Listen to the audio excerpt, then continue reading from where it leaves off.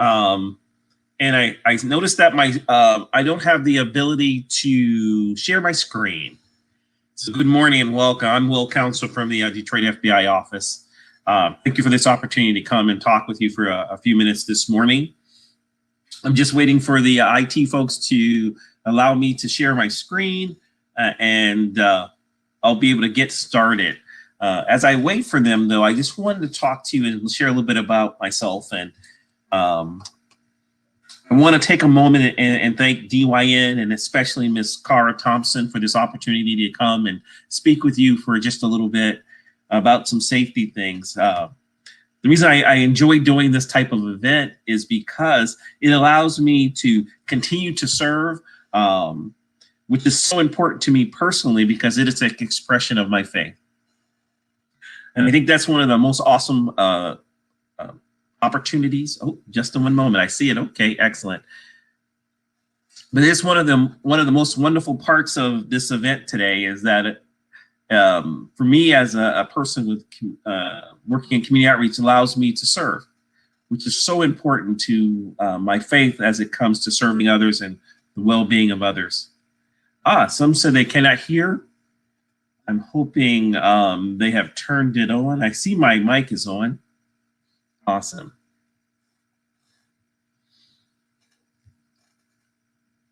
All right, we're just waiting a couple seconds for them to make sure everything is working, and then I'll jump right into it.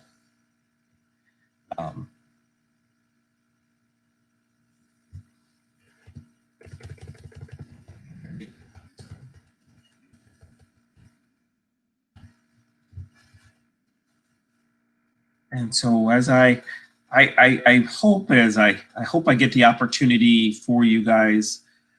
I've clicked the notification at the top of the chat in order for the sound to come on. Okay. I hope everyone, I see a lot of folks said they can hear me, which is really awesome. Hopefully you can hear and see me. I'm hoping to share my screen, but I don't see that they have turned that function on yet. So I'm going to jump right into it. Typically when I come out and I get an opportunity to come in and speak to folks about COVID scams and internet safety, because that's really basically what I wanted to share with you this morning. Is this going to be one of those typical internet safety presentations? No. It is my hope for it to be more than that. I'm hoping that as we go through this, there may be some questions that folks may have, and they'll be able to put it into the chat function.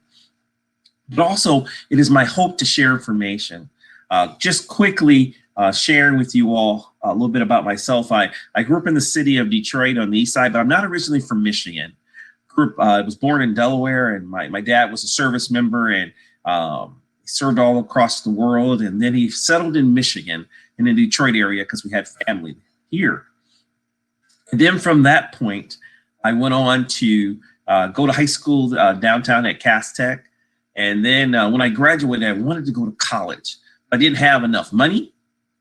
My grades weren't good enough for scholarships, and I didn't have the finances to do it. So I went into the military, and I was actually in for 21 years. And while I was in, that's where I got my education. And I went to school at the University of Maryland and got my undergrad degree in paralegal studies and healthcare management. Because I really, really wanted to, many times in my life, I wanted to be a doctor, lawyer, an accountant, police officer, and I even wanted to be a priest. So that tells you the wide range of views that we can have. And I've heard the keynote speaker talking about encouraging the youth. And to me, that's so important because there were different people in my life at different points who encouraged me. And in that encouragement, I considered a whole bunch of different things until I found the one thing that I think I was called to do. And I think we as people of faith, we're all called to do something. We all have something we can contribute. And so, so today I wanted to talk to you a little about internet safety, as well as COVID scams, because unfortunately, with the COVID-19 pandemic also came criminal activity. Unfortunately, there was tons and tons of people looking to take advantage of everyone, including our youth.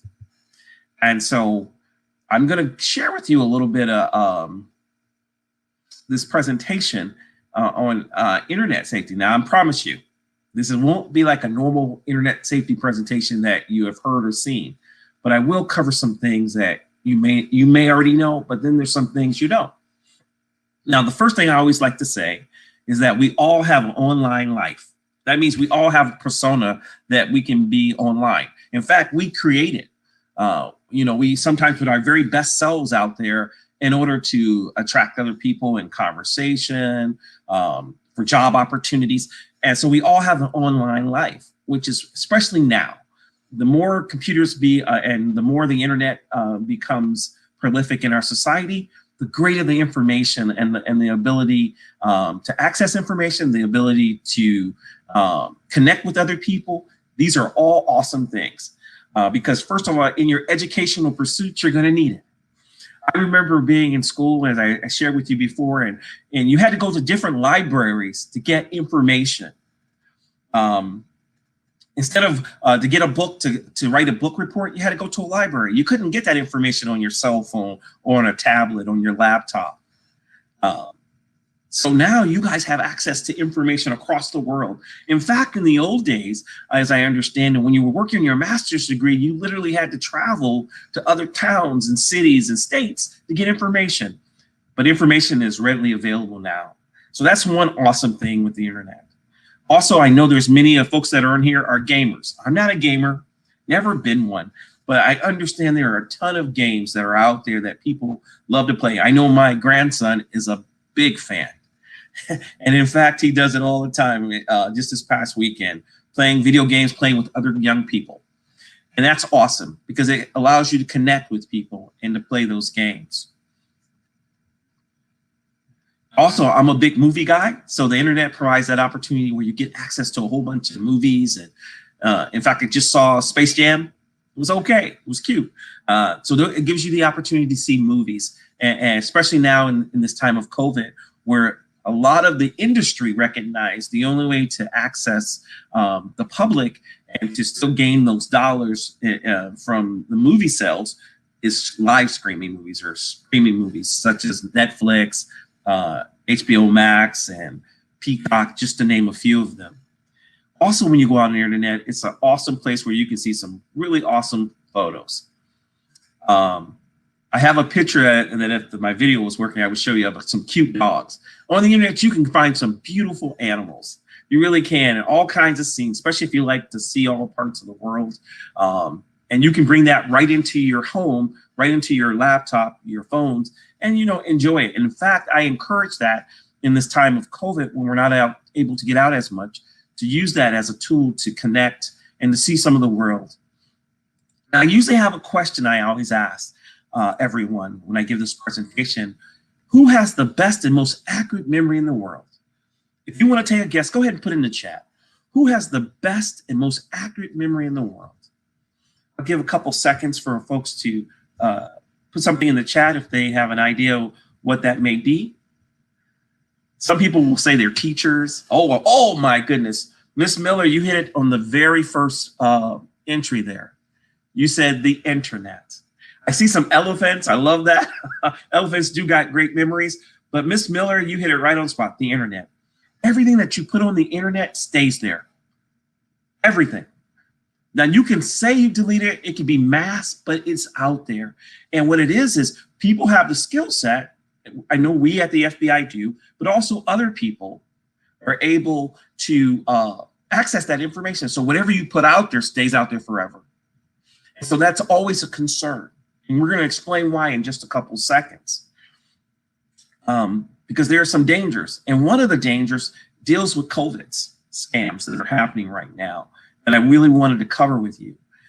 The FBI, our mission is to keep people safe online. That's really what it is, because we recognize that people are being targeted in so many different ways online.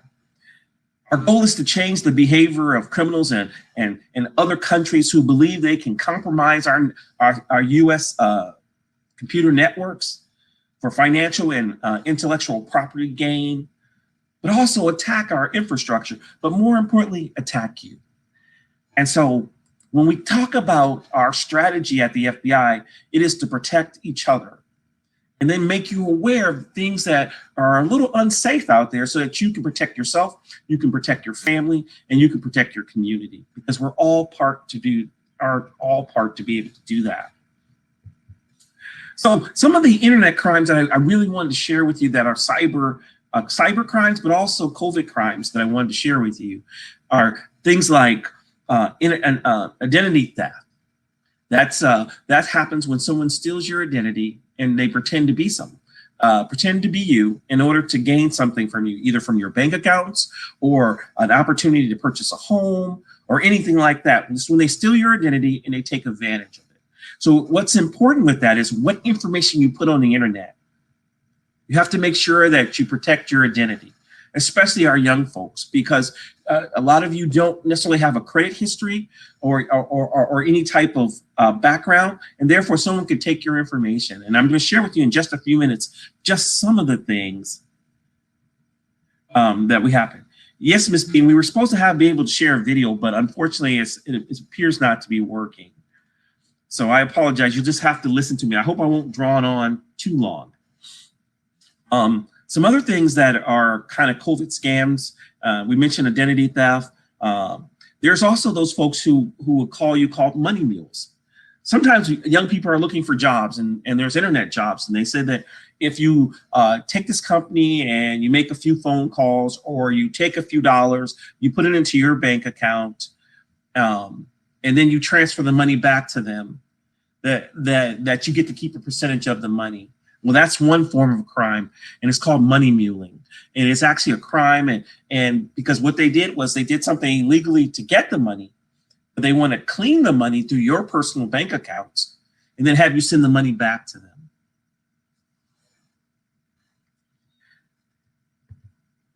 Some other ones that are really prolific and that needs to be brought to your attention is ransomware. A lot of our young folks are going out and they're downloading music and movies and things like that. You have to be very careful when you do that, because ransomware is sometimes put in those downloads. And what happens when ransomware is put in, it's a malicious software that impacts your computer system, and then it opens it up for bad guys to go in and steal information. And so the important thing is you got to make sure you have your privacy settings on, and then you got to make sure wherever you're downloading something that it comes from a legitimate source. Also, there's another one that's impacting our families and especially sometimes our seniors. It's called romance scams. And basically what that is when a criminal adopts a fake online identity to gain the victim's affection and trust. What that means is they convince them that they're in a relationship, and then they'll start having them send them money and other things. And then they find out that this person is not who they say it is. It's a lot like we call catfish. Many of you know that catfish term. You have heard that. All right. And so there are 5 things we recommend that you do to avoid all the COVID scams that are out there. There are 5 steps that you can share with your family. And first, ignore offers for vaccines and home test kits. That's a hot one right now, unfortunately, as we especially know that the vaccine issue is such a prevalent one right now. Be careful. Ignore offers for vaccines. People will ask for your personal information and to get there, and then or your banking information. Say it'll only cost you $15, and then you think, oh, it's a great idea. And unfortunately, they take advantage of you. Hang up on robocalls. I don't know how many of you get robocalls. I get them all day long. If my phone goes off, more than likely today it's one of those. If you get robocalls, we tell folks just hang up on them. You don't even engage with them. Often they will threaten you. In fact, I got one just yesterday saying that the person was from the FBI and they were going to arrest me for tax evasion. And I was just laughing to myself because I work for the FBI. I know we don't do that. And so when people get robocalls, especially your family, your friends, tell them just hang up on them. Don't even engage, because law enforcement will not call you to engage with you. They will come in person. And the only agency that typically will do paperwork through the mail would be like the IRS, Social Security Administration. But even that, even All of those different places, you have the right to verify. And what we say is when you verify, you go outside of that situation. You say, I'm going to call your agency at the local number, and you're going to look that number up and call it. You're not going to use the number they provide. If someone sends you a letter from the IRS or Social Security Administration, look it up, go on Google, use your search engine, look up the actual number for your local number and call them and verify. Because unfortunately, sometimes bad guys will have official looking documents, or they will sound official, but they're actually doing criminal things. And then watch out for those phishing emails and text messages that we are also getting. Never provide any of your personal information. I'm going to explain to you what we consider your personal information. And please share this. The key thing that we believe that will help stop this is sharing the information with your family and your friends and your colleagues. That's how we keep each other safe. Now, if it does happen, and say, for instance, you feel that yourself or a family member does fall victim to an internet crime, such as COVID scams or one of the other ones I mentioned, they should contact. They can send an email to ic3.gov. I'll put that in the chat in just a few minutes. ic3.gov. That's where you report these internet crimes, these COVID scams. You can send an email, give them all the information, and explain it. Thank you so much for putting that there. Now, there are some other risky behaviors that I need to mention also about the internet. You are young people and you are dynamic. Many of you spend a good deal of time on the internet and connecting. And as I said before, it's a great resource for gathering information. It's a great source for playing games, seeing movies. It's also a great way to stay connected. But there are some dangerous things, some risky things out there. Unfortunately, it's a place where people send out mean, rude messages or send inappropriate pictures. Or encouragement to go to these sites that we shouldn't go to, and unfortunately are often laced with viruses. One of the things that I normally would share at this time is a video that I have that talks about this youth who was at a party. It was a party where underage drinking was happening, and someone decided to take photos. This young man had a booming career. He literally had a scholarship for swimming, had won the state championship.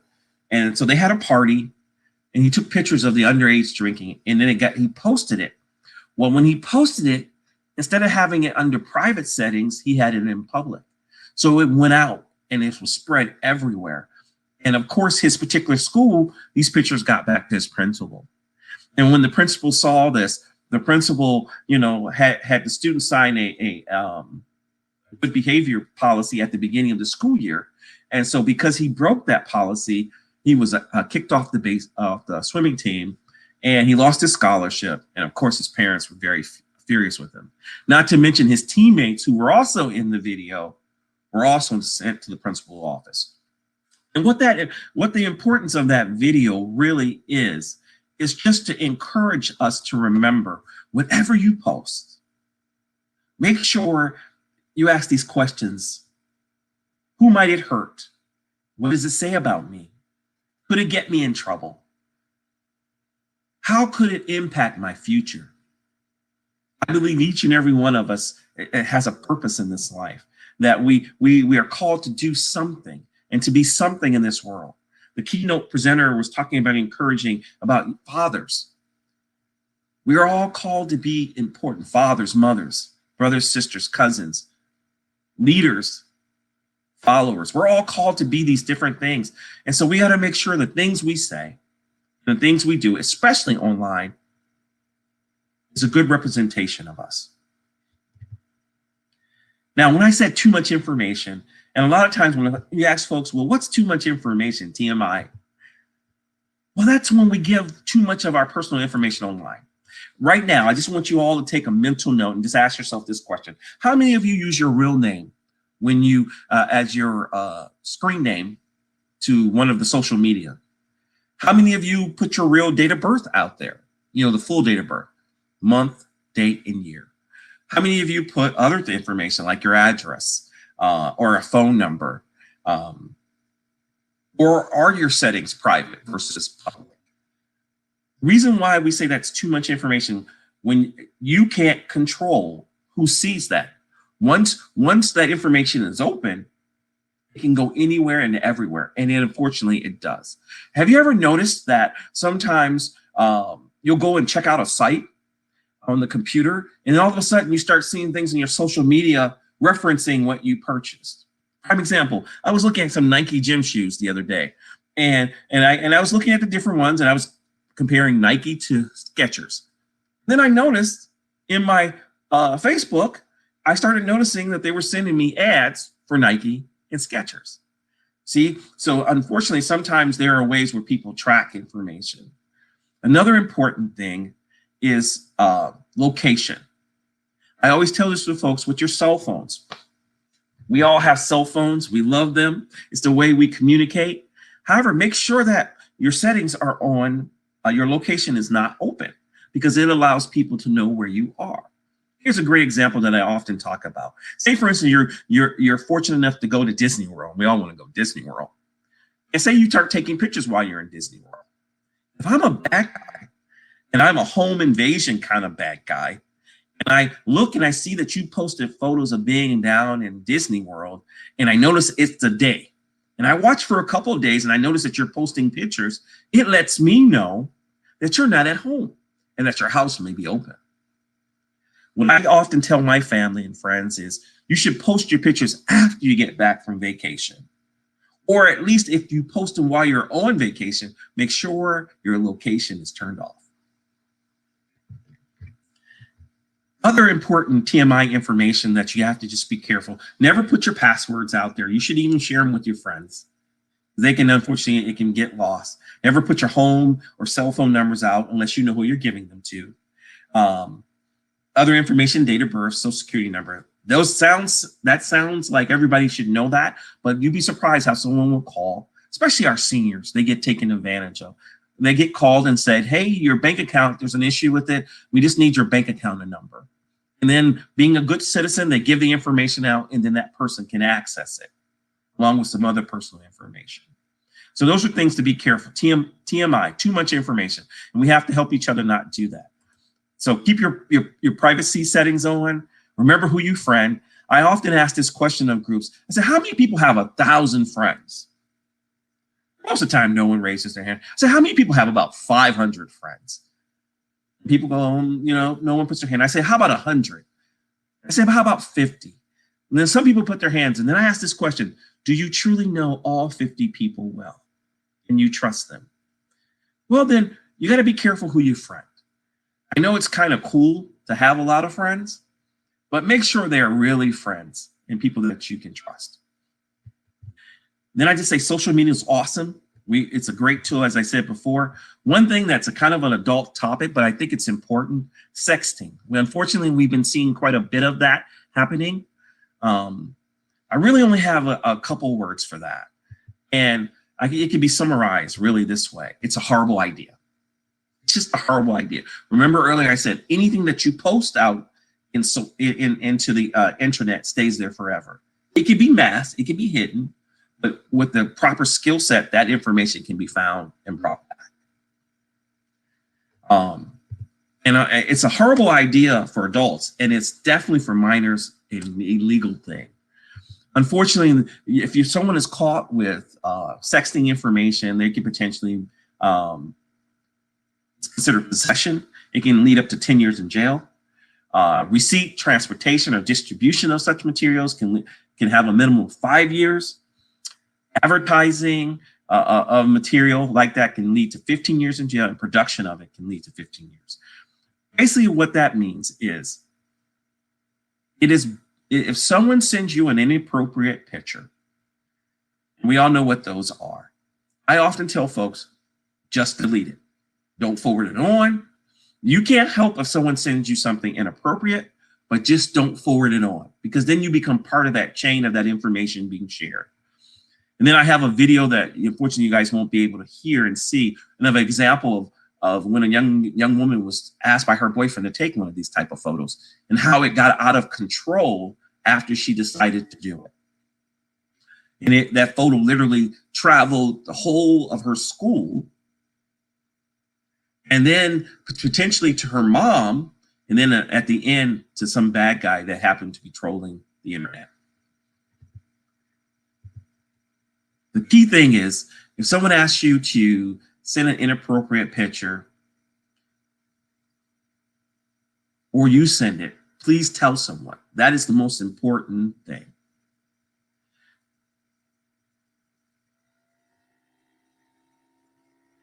Oh, they said, oh, let's see if I had the video. Unfortunately, it still has it the screen blocked where it says where you can share your screen. I see it a little line through there. Oh, here we go. Let's see if we can access that. I might be able to do it here. Let's see.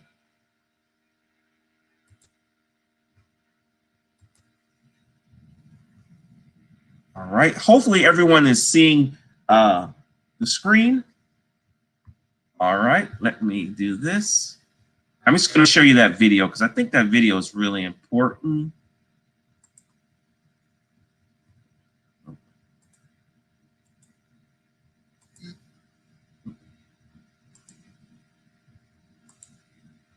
Let me see if I can get it to work.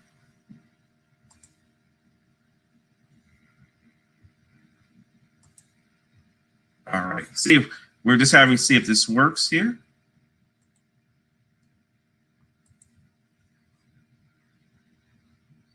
Come on. It worked a second ago.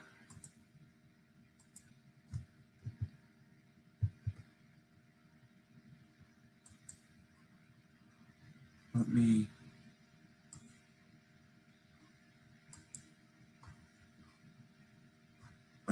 stop this and see if this will work. All right, you guys can see my screen. I can see it. Okay.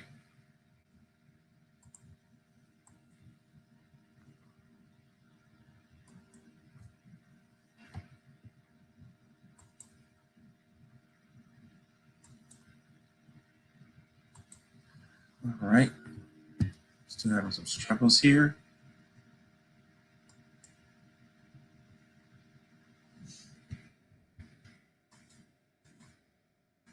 I'm sorry, it's still frozen. It lets me see the slide.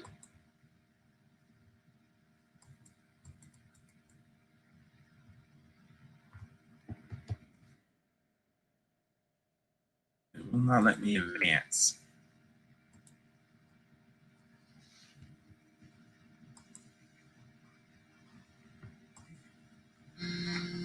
Here you go. Hopefully you get to see the video.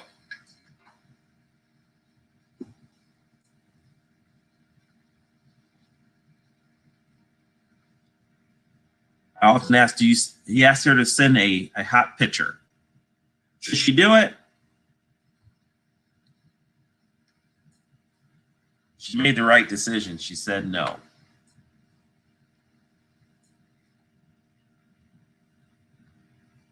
What happens if she changes and does just the opposite?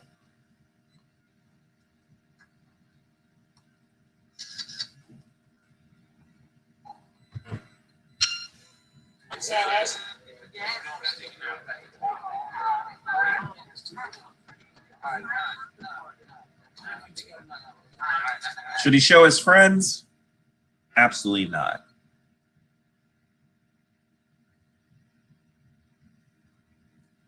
Unfortunately, the choice is no longer hers. Whoa. Oh, man. I'll send that to you. I'm not going to send that to you.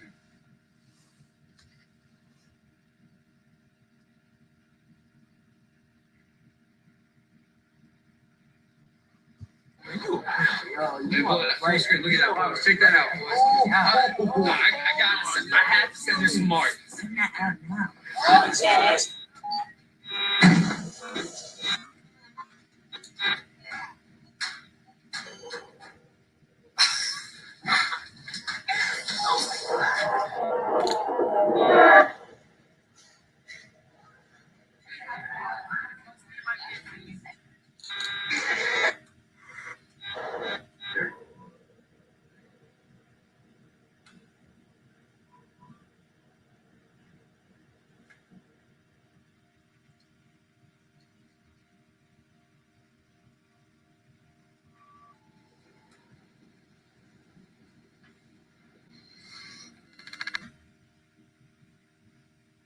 Don't let others decide where your photos end up. Think before you post.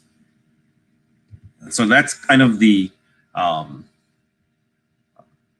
recent program with the FBI is think before you post. To ensure that we all think about before we post so that it does not necessarily impact our future.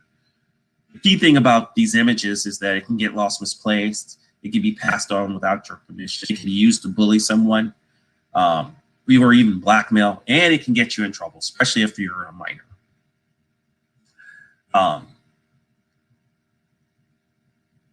Basically, don't take images of yourself that you wouldn't want someone to see, like your mom, your pastor. No one should ever pressure anyone to take such parent. If it does happen, talk to an adult.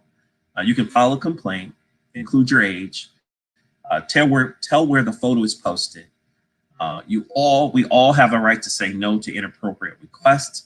And I even question the idea if the person is really your friend and somebody worthy of you if they're asking you to do something such as this. How to respond: you can block, unfriend them, report the behavior to the social media site. Make sure you tell someone you trust. When the inappropriate requests go too far, here's a story that talks, and I won't show it today, it's called Survivor Series. And basically what it talks about is young people who go out and they meet somebody online and the situation gets out of control. We'll see if we can see it, if it's working. Oh, it didn't work, okay. Basically what happens is sometimes we all know that social media is a great tool to meet people, as I said earlier, and connect with family, but also it is to meet people and strangers. And so it's something about that that you have to be careful about is, unfortunately, not every person you meet may be who they are. Remember, everyone has an online life and they can pretend to be someone else and their intentions may not be honorable. And so one of the important things the FBI wants to share with our young folks is to be careful. Because if you meet somebody for the first time online that you don't know, you should never be late at night. It should never be where a person is wants you to keep it a secret or wants you to come to obscure places. There are stories in the news that you can actually Google of unfortunate situation where people go to meet strangers and something terrible happens. Another big issue that we want to bring attention and highlight is the act of human trafficking. Because the internet is used, especially now during this time of COVID, almost exclusively by the bad guys to groom young people into human trafficking. And so they'll often start with flattery. They'll send you gifts. They'll try to discuss adult topics. They'll ask you to keep secrets. They'll try to turn you against your family and your friends. And then, of course, they ask for those revealing inappropriate photos. And then, of course, they will try to blackmail you. Most important thing to remember, it is absolutely not the person's fault. It's the bad guy person's fault, that person who sought to do harm. So if someone is engaging with you online and they're appearing to have that, don't engage with them, block them. Never meet them offline, tell an adult quickly. You can also file an official report. If someone sends you inappropriate photos or asks you to send them or tries to talk to you about adult subjects and you're a minor, or asked to meet you offline and you get that, your spider sense is going off that this is not appropriate, you can go to the tipline.org or you can call the local FBI office and explain the situation. The information is kept private. Just a couple quick other topics here. The evolution of bullying. When I was in school, this was me. That was that kid, you know, the wimpy kid, quiet, you know, the average kid in school. Back then, the bully was like this. It was scary. You know, the person was larger than life. They domineered you in so many different ways.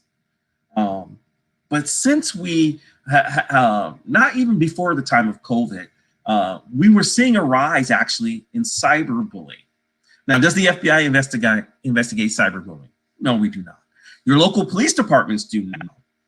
But we recognize that cyberbullying leads to other criminal activities and can be the furtherance of a crime because all the evidence is there.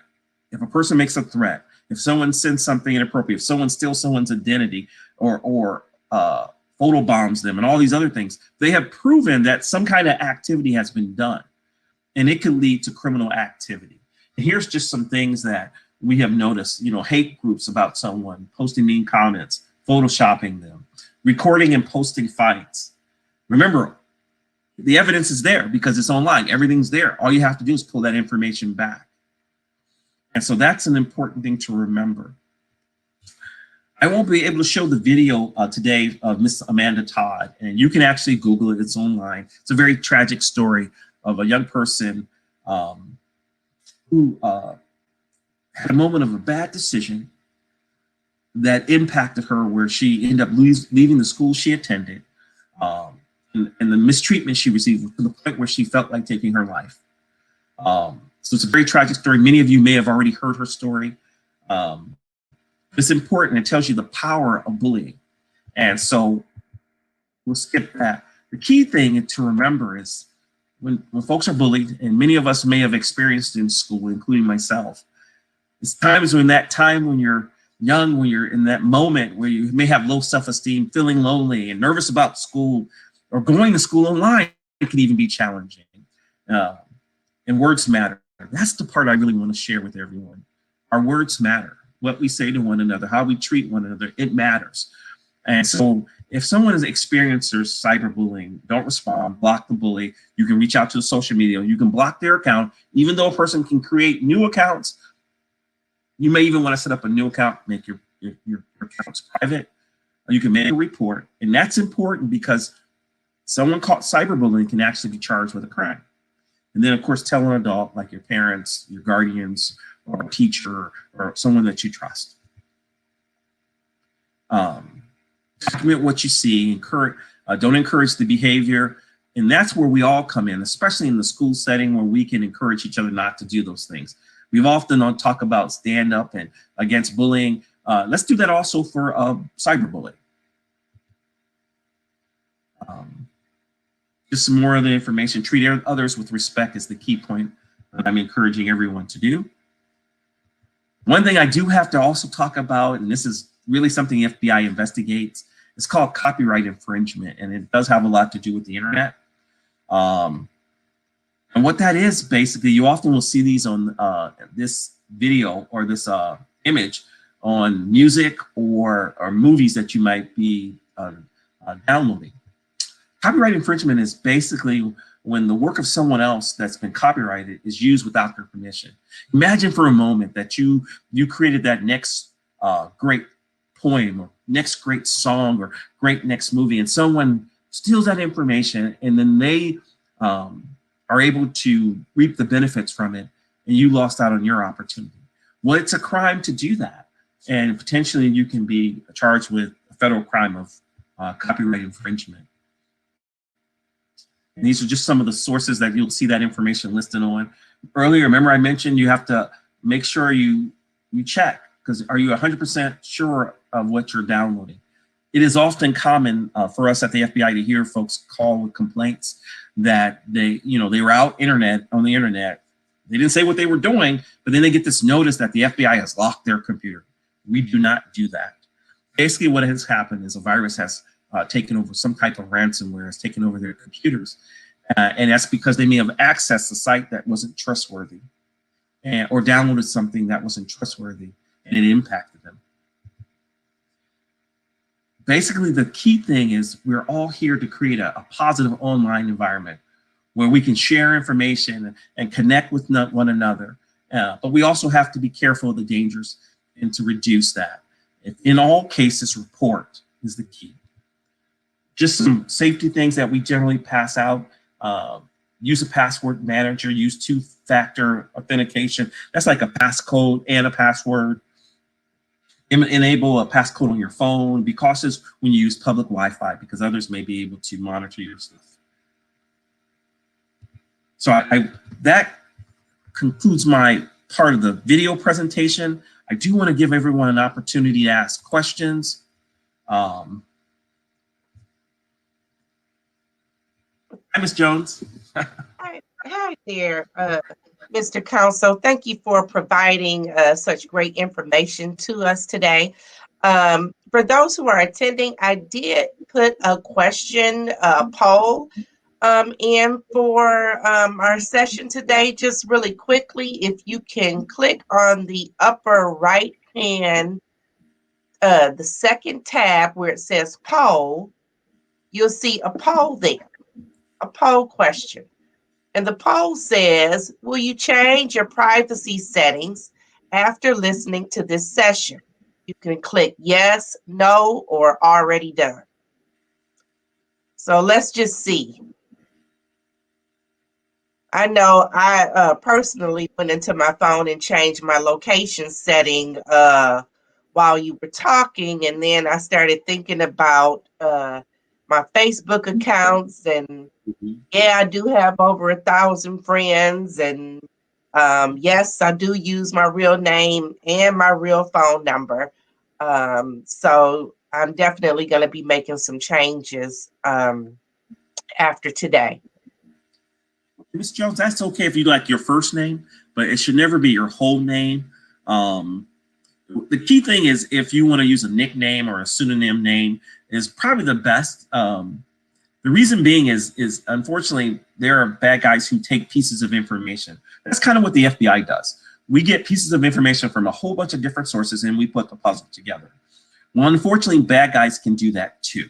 And so what you want to do is reduce as much personal information as you can so that they don't take and put the puzzle together of who you are and then take advantage of you. Okay. I've also checked the Q&A section of our session, and I don't really see any questions there. So I would say that's definitely a good sign.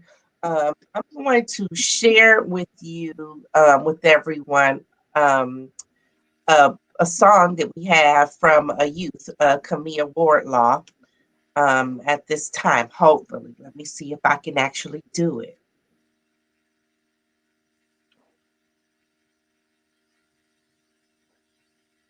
Let's see.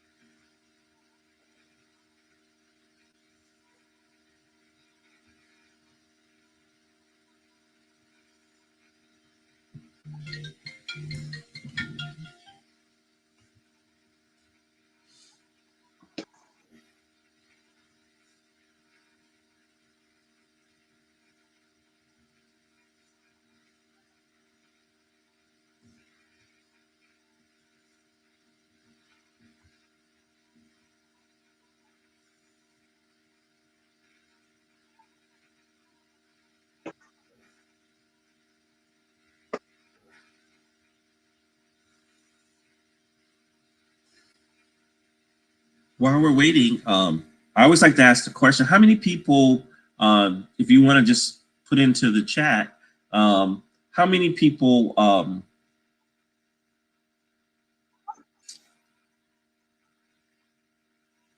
have seen inappropriate things on the internet?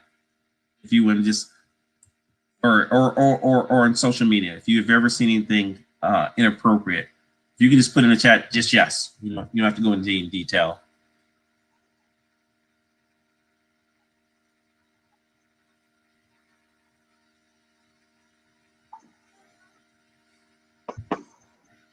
Oh, perfect. And so excellent. I appreciate you're all responding. And how many have had a weird call about COVID?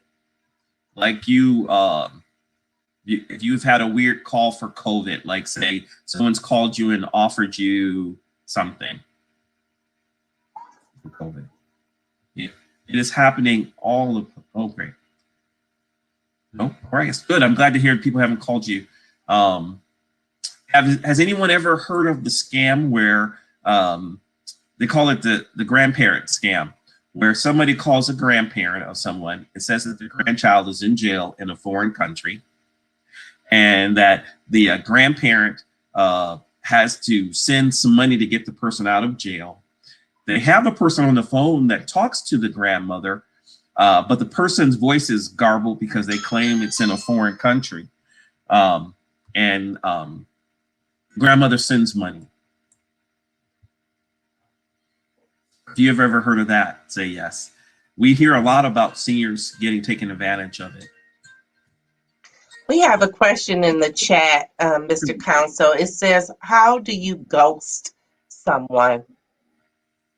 Oh, wow. So somebody, so there are, somebody sound like they have some computer skills here. Ghosting someone is the ability to be able to see into their computer system.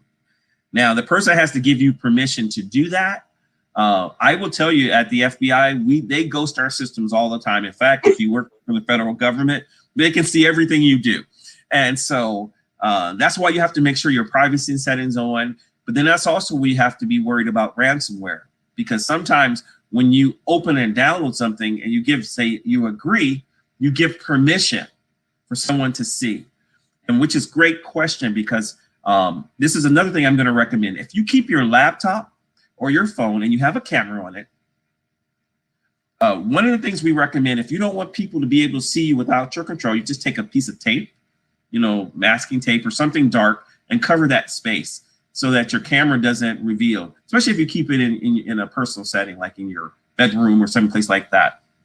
Because unfortunately, sometimes, right now I can see my laptop, the light is on, but sometimes bad guys can access your system that way. So just be very careful.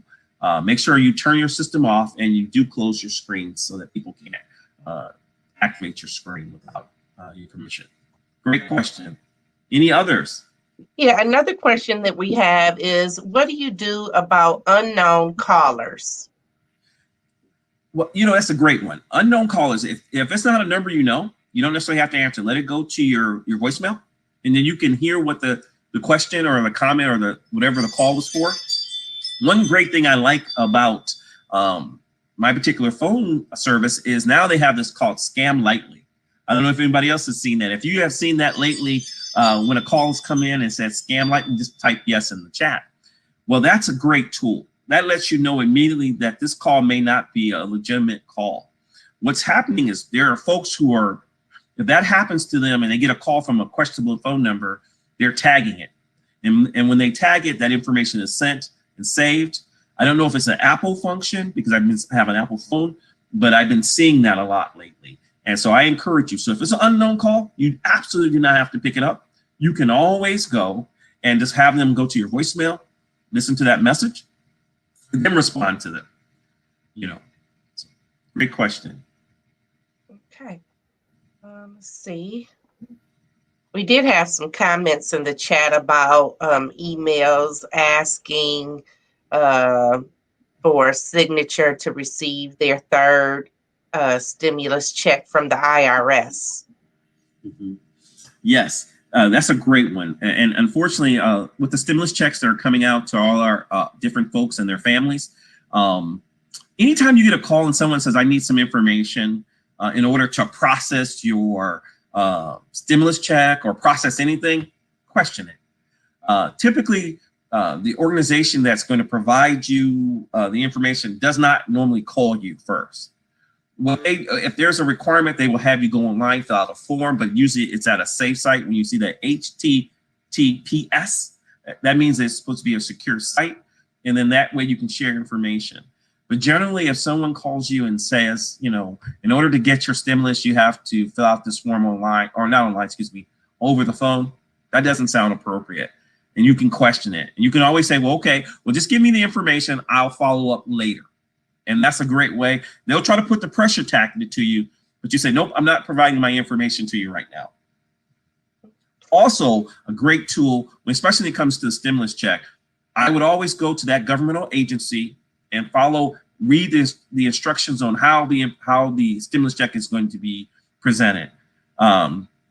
Unfortunately, we have some really smart criminals, and they will sound almost official.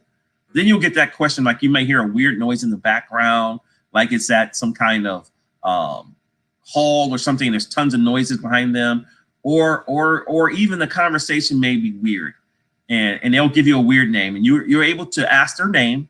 If they have a badge number or some kind of office identification number, you can ask for that and say, I'm going to verify it at a later time. Hope that answers. So we have the results from our poll back, and 64.6% of our participants in today's session said that they were going to change their privacy settings after listening to this session. So great job.